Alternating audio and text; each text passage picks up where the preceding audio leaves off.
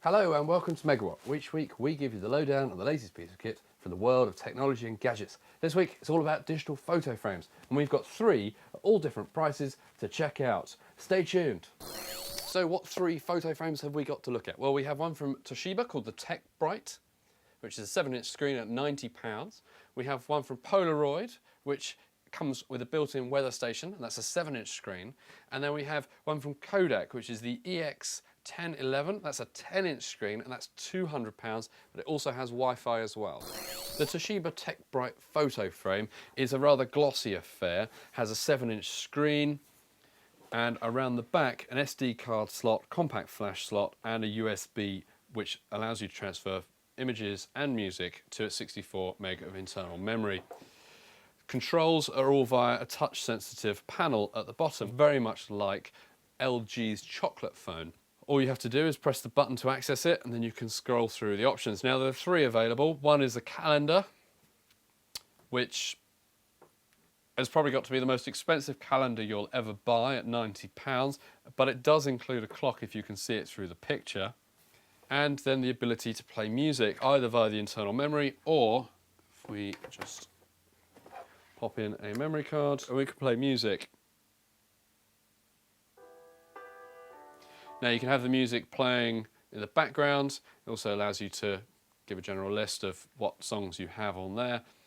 We then pop that out. Now the main element here is obviously the photo frame, that's why you're buying it after all. And so it allows you to scroll through your images quite quickly and easily, or by using the touch sensitive controls, and then opt for the slideshow mode, and then that can scroll through. Now in addition to that, you can obviously customize your slideshows, and it's all very simple, and the control interface is great as well. And that is the Toshiba Tekbright photo frame.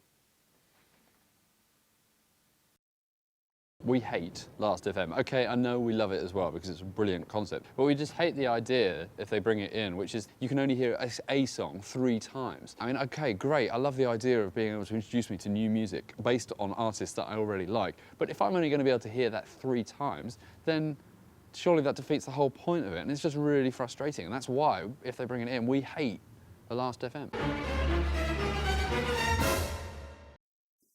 The Polaroid digital photo frame, which has such an amazing model number as XSU-00770B, is a 7-inch affair with a sort of dulled black casing. What you'll notice also is it has an LCD display which gives you a complete weather station telling you the temperature inside and the humidity inside, as well as the weather outside via a little box. On the back, there is just an SD card slot rather than that, and compact flash. However, there is also a USB socket as well, and you can't, you could, but you can really only lay this landscape. The interface isn't as nice as the Toshiba. It's basically very sort of quite ropey, and the screen certainly isn't as good a quality. You do get a remote control to control everything, and worst case scenario, there is a series of buttons on the backside as well.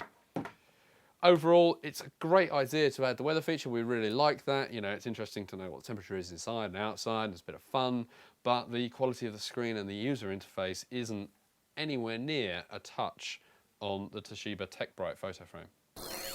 The Kodak EX1011 is the company's flagship digital photo frame and sports a 10-inch screen, which is pretty crisp, this black fascia, and then around the back, an SD card and compact flash slot. On the other side, there is a volume for the built-in MP3 player, and there's also PixBridge support via USB. Everything is controlled via the little handy remote control, and whether you're playing music,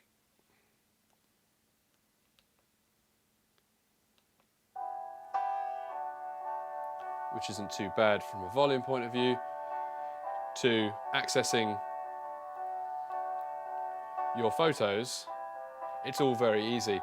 But where, just pause the music, but where the EX1011 actually plays above the other two that we've shown today is that this has Wi-Fi built in. A quick setup procedure to connect it to your network allows you to then stream photos from the Kodak Easyshare gallery straight to the frame itself. What you have to do is select the Kodak gallery, press the button, and if you've got the Easyshare gallery, then all you can do is you can start scrolling through your albums. And all this is streaming live via the network. One of the things we would like to have seen, as in some other wireless photo frames, is the ability to stream from a Flickr account, but unfortunately this only opts for the Kodak Easyshare gallery. And at £199, you're really paying for the screen and that Wi-Fi functionality. And that's the Kodak EX1011. We love the oh so clever digital cameras that you can get today. I mean, oh no, I'm blinking. I'm not allowed to take the picture. I mean, what's that about? That's cool. How does that work? I have no idea, but it's great. I love the fact that you can pre-program who your family is, take a picture of a group of people, and it will work out that your family are in the picture and make sure they're in focus. Because, hey, you don't care whether some random stranger who's trying to pop into your photos in focus, you don't care about that, do you? You just want your family to be in focus, because that's, you know, hey, keep it in the family, man. That's what it's all about. And that's why we love oh so clever digital cameras. So there you have it, 3 photo frames to share your memories digitally and also to give you a bit of a refresh so you don't have to look at the same picture day in, day out, year after year for an eternity. So what do we think? Well, we love the Toshiba Tekbright, 90 quid, quite cheap, it's glossy, the screen is very crisp compared to the Polaroid option, for example, and those touch buttons are quite nice. The calendar bit, well, it's a bit pointless, the music you probably won't use, but as a standard, out of the box, digital photo frame, it works. The Polaroid, the wonderful XSU 00770B, bit of a mouthful it is, the screen is actually not that great, unfortunately. It's a bit weak, it's not very bright, it's not great resolution, but we do like the weather station in it. I think that's a really nice idea for a photo frame, gives it a bit more of a, oh, what's the weather today? Oh, isn't that a lovely picture? Wow, isn't that great? The Kodak EX1011, nice big screen, maybe just a tiny bit too big for the average use. Perhaps they do an 8-inch, which might have been a bit better, but if you really want to show off those stunning photos, you know, that's a really good way of doing it. The Wi-Fi, tiny bit let down by the fact that you can only stream from the Kodak Easyshare gallery, but still, it's a free service. If you've got one, you can print from it, you can do lots of things. It's actually a very good photo online service anyway. You can print canvases, mugs, cups, Christmas gifts, all the other stuff. And so it's a really nice way. And certainly we think the best option for this would be buy one for Granny for a birthday, for Christmas, you know, Mother's Sunday, or whatever there is, whatever excuse. Get a setup account, and then sort of you can just upload pictures to her if she's got Wi-Fi at home, and then she can just keep up with the family. You never have to talk to her again. It's brilliant. You don't have to invite her around. What joyous joy could that be?